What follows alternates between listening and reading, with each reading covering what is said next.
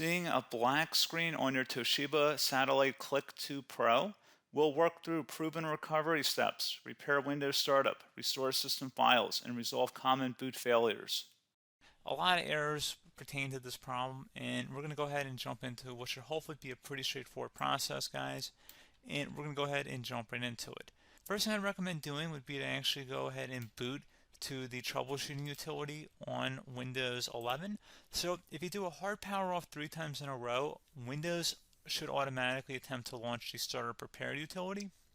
And if it doesn't find anything, it will give you the option to select advanced settings, in which case it will take you to a screen that looks like this.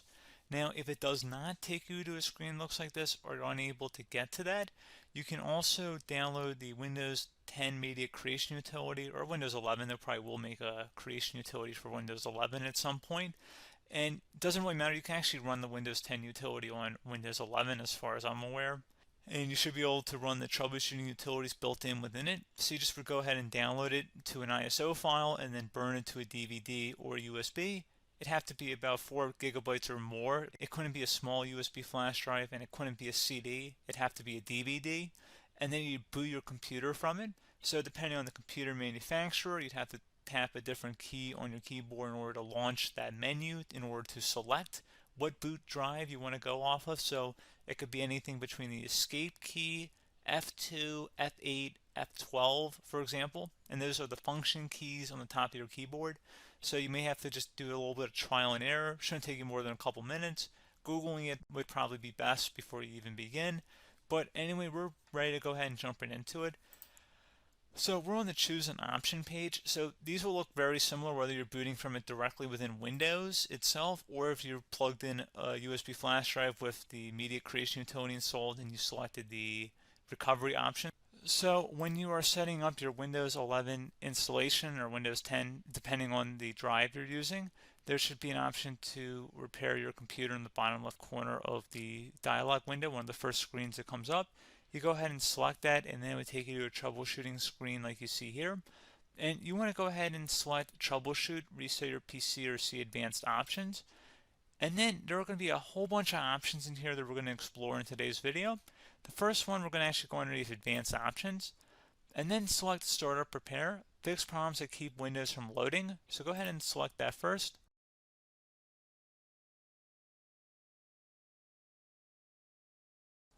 Okay, so you can see it could not repair our PC. That was our first option we could try. Something else, if we go back into advanced options here, and then select troubleshoot, we're going to go underneath advanced options again. You can go ahead and actually access safe mode by selecting startup settings. And then if you select the restart button, you have the option on the screen, select safe mode with networking, which will give you a key on the screen. It'll tell you which key to press to enter that. I believe it's the F7 key. It'll do that for you. I'm not going to go over that in today's tutorial because I don't really want to go into safe mode, but you're more than welcome to attempt that by going into here and then selecting restart. Again, it'll launch another screen. It'll say what key do you want to press, and it'll give you like 7 or 8 different options, and you want to select safe mode with networking. There's also an option for a command prompt too, but that's going to be something we're going to cover later in this video, and we don't even have to go through that in order to access it. So that's why I'm not going to really push for that, because unless you know exactly what's causing the problem, you probably don't need to go into safe mode. Unless you're trying to recover files, in which case then you definitely can go into safe mode, but we're trying to actually recover our computer here. So I hope that makes sense. Something else we can also try here as well would be to uninstall updates, remove recently installed quality or feature updates from Windows. So if you go ahead and select that, you can uninstall the latest quality updates, which generally is the more day-to-day updates. Feature updates are the less regularly released ones, like the big ones. I would equate it to service packs in like Windows 7 and Windows Vista and Windows XP. So larger updates that occur once or twice a year at most. And the quality updates are more just a regular update. So probably obviously depend, it'll take longer if you're going to try and uninstall the latest feature update versus quality update. And maybe you don't need to go back that far. So just giving you guys a couple of pointers with that.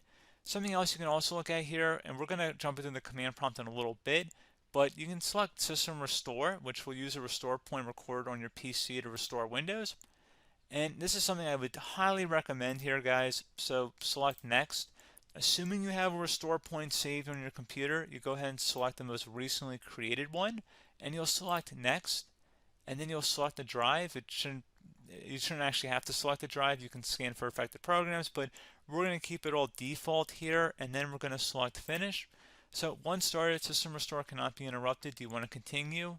I think we're going to select yes. I don't think we have anything better to do on our computer right now, so just give it a moment here to initialize. It will take a couple minutes to run, obviously depending on how large your hard drive is and how much is saved on the system restore point. So just give it a couple minutes here.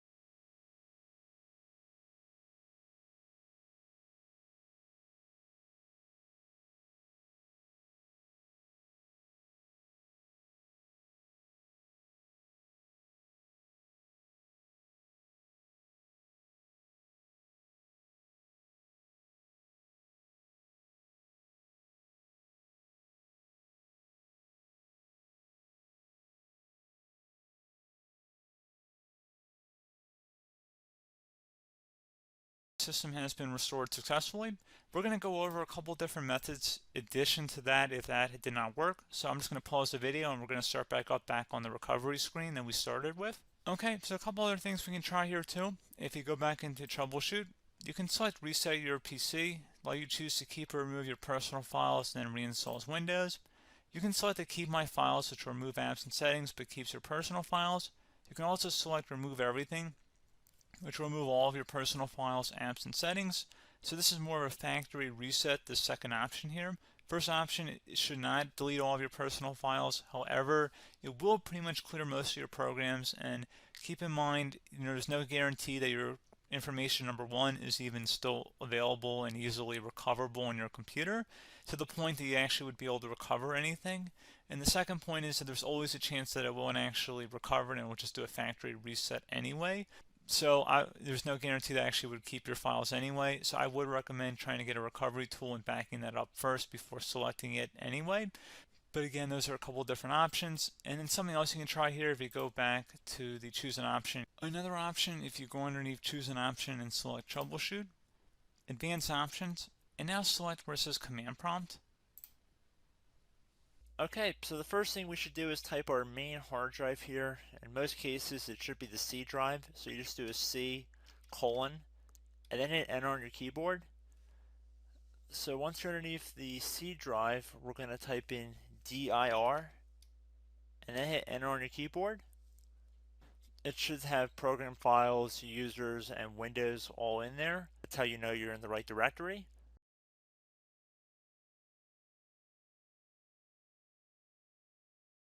In some cases, it might be the D drive as well, so just keep that in mind.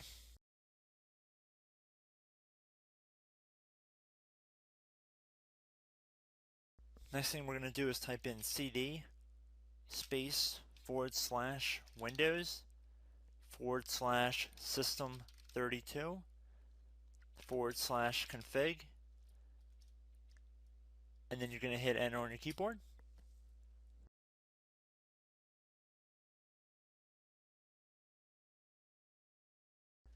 So now you're going to type md space backup. If you've seen other tutorials, it might also say to put down md backup. That's because the backup name is pretty common when you want to back something up. So you can name this whatever you want, doesn't have to be backup. So if you've already made a backup folder in the past, you could do backup 1, for example. So once you're done setting the name you want the backup to be called, hit enter on your keyboard again.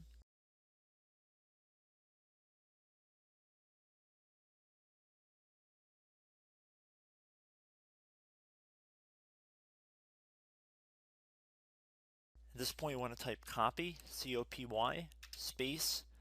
Then you want to do the star symbol above the 8 key, then do a period or a dot, whatever you want to call it, then another star sign, and then another space, and then type backup, and then hit enter on your keyboard.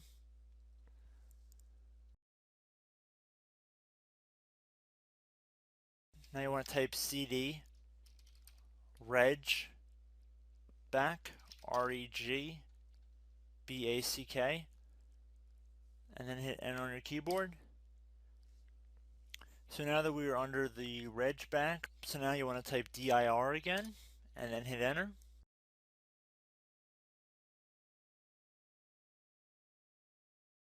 So now at this point we're going to type copy again. So copy, space, star sign, dot, another star sign, space, and then 2 dots. So we're going to type copy, space, star sign, dot, sign, star sign, dot, dot, and then hit enter on your keyboard again. So for overwrite, you want to overwrite all. So type A on your keyboard, so capital A, and then hit enter on your keyboard.